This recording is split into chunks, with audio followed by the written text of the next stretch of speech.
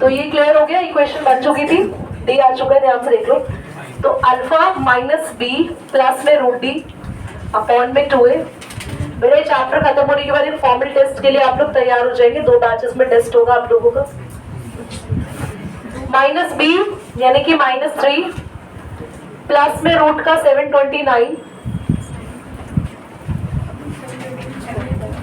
27 होता है बेटा, यानी कि 24/2 12 आ गया। बोलो A तो 2 है सर।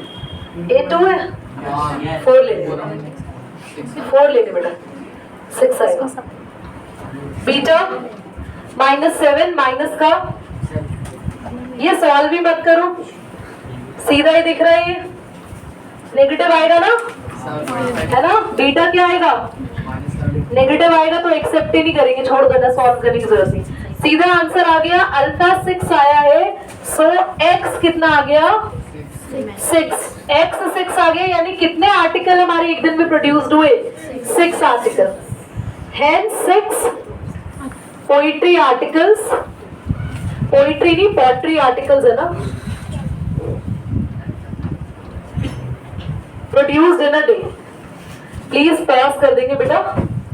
और क्लास नेचर ऑफ फ्रूट्स बहुत ध्यान से सीखेंगे, and it can be there can be a case study question can be asked on this topic, nature of fruits.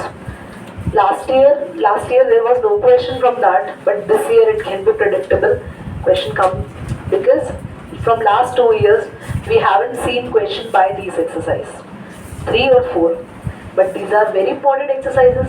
But last 2 years the question was not there, so the chances are more prone that the question can be asked this year. So this exercise is very important in case of case study based questions. Nature of fruits में fruits का मतलब होता है x की values. So 3 types से x की values हो सकती है। हाँ 3 टाइप से x की वैल्यूज हो सकती है according to the value of d। मैं बोल दे तो यहाँ बोल एक ही बात है बेटा। तो हम लोग नेचर ऑफ फ्रूट्स पता लगा रहे हैं by looking towards the value of d as per the breeds word. क्या समझाया मैंने आयुष मिश्रा अभी? आपने बोला कि आप ध्यान यहाँ पे देना बेटा। सो d की क्या क्या वैल्यूज होती है, ध्यान से सुनिए आप सभी बच्चे। नेचर ऑफ रूट्स हम लोग पढ़ने वाले हैं।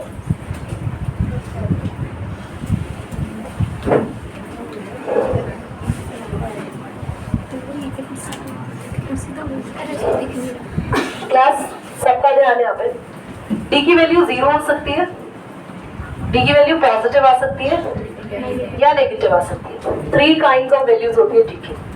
जब भी कभी डी 0 आए, ये लर्न नहीं करना, ये समझना है बेटा। एक बात बताना, अल्फा और बीटा दोनों का फॉर्मूला बिल्कुल सेम है, पर एक में रूट डी प्लस हो रहा है और एक में रूट डी। अगर ऐसा हो कि मैं रूट डी हटा दूं तो फॉर्मूला क्या है दोनों का, सेम हो गया।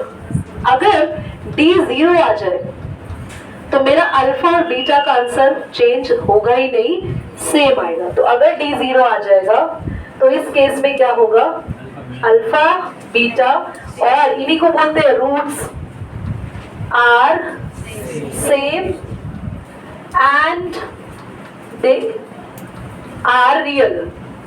रियल का मतलब क्या है? रियल मतलब कि ये दोनों रूट्स नंबर लाइन वाली वैल्यूज में से कोई ना कोई होंगे। डेसिमल में हो सकते हैं, विदाउट डेसिमल हो सकते हैं। दीदी ऐसे नंबर भी दुनिया में है जो नंबर लाइन पे है नहीं, यस, उनको बोलते हैं नॉट रियल नंबर। हमने तो आज तक ऐसे नंबर देखे नहीं, तो तुमने अभी देखने भी नहीं है। Chapter 4 complex numbers class 11th mathematics आप सीखेंगे नॉट रियल नंबर्स, जिनको हम आयोटा से डिफाइन करते हैं, बट लेटर ऑन। ये चीजें क्लियर हुई, ये चीजें क्लियर हुई। अगर डी 0 होगा तो एक्स की दोनों वैल्यूज, क्वाड्रेटिक इक्वेशन के दोनों आंसर्स क्या आएंगे, सेम, और वैल्यूज क्या होंगी, रियल। अभी रियली रूट्स पढ़ने, नॉट रियल रूट्स पढ़ने ही नहीं है, क्योंकि नॉट रियल अभी आपके कोर्स में है ही नहीं। अगर डी प्लस होगा तो क्या होंगे roots alpha and beta are different, value same नहीं आएंगी, अलग अलग आएंगी। अभी तक जितने भी क्वेश्चन हमने किए डी प्लस में ही आ रहा है सबका, जीरो देखा ही नहीं। अभी देखो 729 आया था डी, उससे पहले डी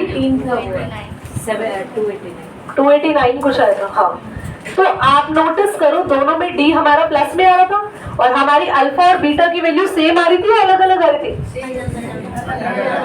अलग अलग वैल्यूज आ रही थी। बेटा आप होश में नहीं, बेटा थोड़ा सा नींबू पानी ले लो। तो रूट्स कैसे होंगे? Different and they are real. आपके रियल नंबर ही आए या कुछ और ऐसा नंबर आ गया कि आपने जिंदगी में देखा ही नहीं? एक्स के रियल नंबर ही आए ना। और अगर डी नेगेटिव है, in this case we obtain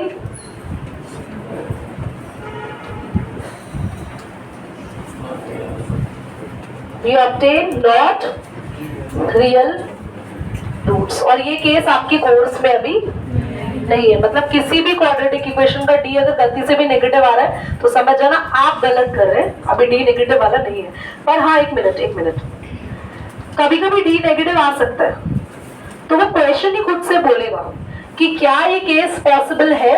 तो ऐसी इक्वेशन का डी नेगेटिव आते ही आप नीचे लिख देना ये केस पॉसिबल, क्योंकि ऐसी इक्वेशन में जहां डी नेगेटिव आए उससे आगे आपको सॉल्व करना ही नहीं है, क्योंकि कोर्स में ही नहीं सिखाया कि अल्फा बीटा कैसे निकालते। तो डी नेगेटिव आए तो जैसे ही डी नेगेटिव आए अगली लाइन लिखेंगे this case is not possible. समझ में आया? नोट करो बेटा, पॉज करिए। Find the nature of roots of the following quadratic equation. If the roots exist, find them. पहले तो रूट्स एग्जिस्ट कर रहे हैं नहीं कर रहे। एग्जिस्ट कौन से केस में नहीं करेंगे? अगर डी नेगेटिव आए तो। क्वेश्चन नंबर 1 का फर्स्ट पार्ट बोलो।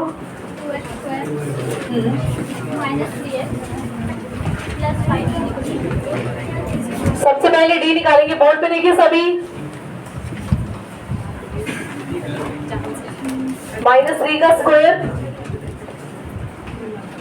कितना आएगा क्लास? 9 माइनस 4 2 8 8 5 भाई आंसर तो नेगेटिव आ गया, तो डी नेगेटिव आते ही यहाँ पे क्या लिखना है? Therefore D is negative, roots does not exist। बस ठीक है, डी नेगेटिव है, roots does not exist. Pause करेंगे और आप बोर्ड पे देखो।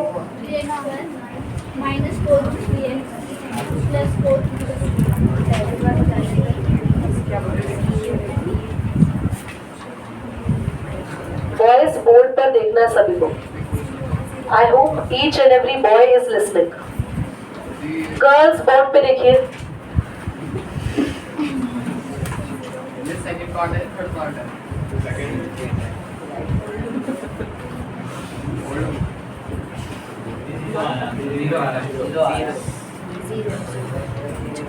बी स्क्वायर -4ac, तो b यानी कि -4 एंड √3 का होल का स्क्वायर है। 4 के साथ a है 3 एंड c है 4। बेटा देखो माइनस तो हट ही जाएगा, और 4 का स्क्वायर होता है 16 और √3 का स्क्वायर होता है 3, तो ये जाएगा -4 4 16 16 3 48, जो कि दिख ही रहा है यहाँ पे 48 -48।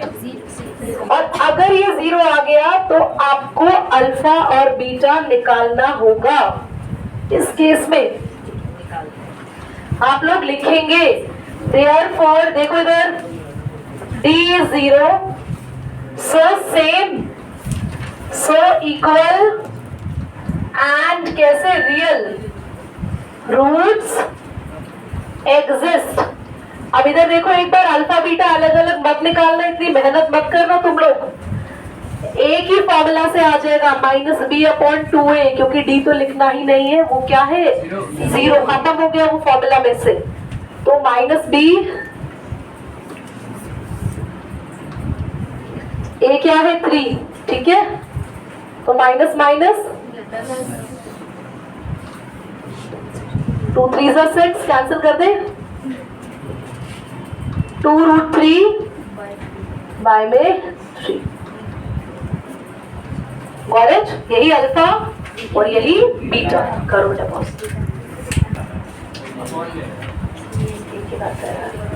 देखो बोर्ड पर, अब कुछ बच्चे इसको देख के डर सकते हैं कि हमारा पीछे से आंसर मैच नहीं हो रहा।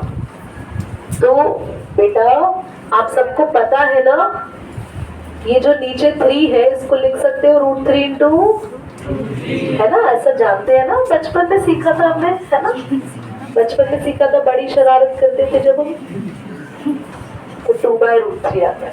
तो बच्चों कभी भी आपको दिख रहा हो कि आंसर, वैसे बता मैंने जान, मेरे को पता था आंसर हुआ है, मैंने जान के क्यों छोड़ा वहां पे, क्योंकि वरुण इट्स रूल कि हम कभी डिनोमिनेटर में रूट को नहीं छोड़ते। तो एनसीईआरटी का थोड़ा बेटा हिल जाता है कभी कभी के पास, तो you can leave your answer here. वो कभी कभार ऐसा होगा तुमने छोड़ा होगा ना रूट, तो वो रेशनलाइज कर देगी, √3 से मल्टीप्लाई, √3 से डिवाइड, फिर वो आंसर निकाल के देगी।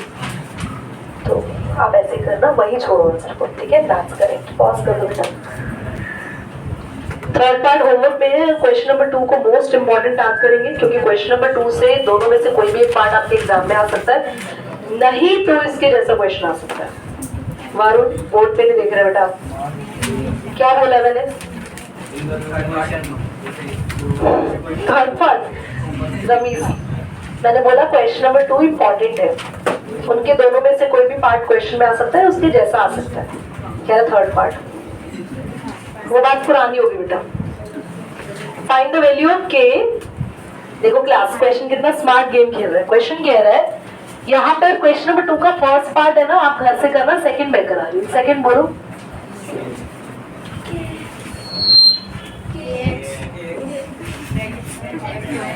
बेटा मेरी गलती हो, एक बच्चा नहीं है ढंग का क्वेश्चन बता सकता। तुम क्या बिहार गई हुई थी? हाँ हमने बोला ना क्वेश्चन न बोलो। आइए बोर्ड पे देखिए। चलो मजाक करके क्लास, ये क्वेश्चन दिख रही है, हमें के निकालना है, बहुत ध्यान से सुनेंगे आंसर। सबसे पहले हम इसको अंदर मल्टीप्लाई कर देंगे। मल्टीप्लाई करते हुए बहुत ध्यान देंगे रमीज, क्योंकि आपका मल्टीप्लाई ज्यादातर गलत हो जाता है, कभी कभी, ज्यादातर नहीं कभी कभी। ये मल्टीप्लाई करके क्या आएगा? के x²। यहाँ पे क्या आएगा? 2kx। तुम इतना जल्दी जल्दी जवाब देते हो, वही एक क्वेश्चन मैं करने को दे तो तुम्हारे हाथ ऐसे रुक जाते हैं जैसे स्पीड ब्रेकर आ गए हो। क्वेश्चन क्या कह रहा है ये तो समझो, के निकालेंगे कैसे। क्वेश्चन कह रहा है इस क्वेश्चन की रूट्स सेम है। अच्छा रूट्स सेम कब होते थे? जब d 0 है ना, तभी रूट सेम होते थे। तो इस क्वेश्चन का हमें d पता है। इफ रूट्स आर सेम, ये लास्ट क्वेश्चन है आज का। कहां से बॉल? Then d is equal to d 0 है बेटा, तो d का फॉर्मूला बोलो।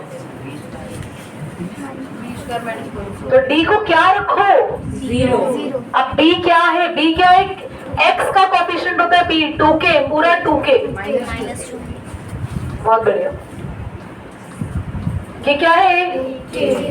और c दिख रहा है इतना, सबको समझ में आ रहा है? d क्या है? 0 माइनस 2k² हो गया 4, 2 का स्क्वायर 4k², और 4 6 ये देखो 24 के इधर ले आती हूँ मैं, प्लस का कर देती हूँ। बोर्ड पे देखना, एक के से एक पूरा ही के कट गया, और 4 के टेबल पे 24 किस पे कटेगा? 6। तो के की वैल्यू आ गई 6। दोबारा समझ लो, मल्टीप्लाई करके इक्वेशन बना दी, क्योंकि सेम रूट्स थे। तो डी क्या है? डी का फॉर्मूला खुला, v रखा, डी को 0 रखा, सब कुछ पुट कर दिया। पुट करने के बाद 24 के इधर ले गए, के से के कैंसिल, 4 के टेबल में 24 6 पे, और आंसर आ गया। पहले पार्ट में भी यही करना है, डी की फॉर्मूला लगाना है, डी को क्या रखना है? 0। सारी वैल्यूज पुट करके वहां से के निकालना है। कर लेंगे? चलिए नेक्स्ट बटन करते हैं।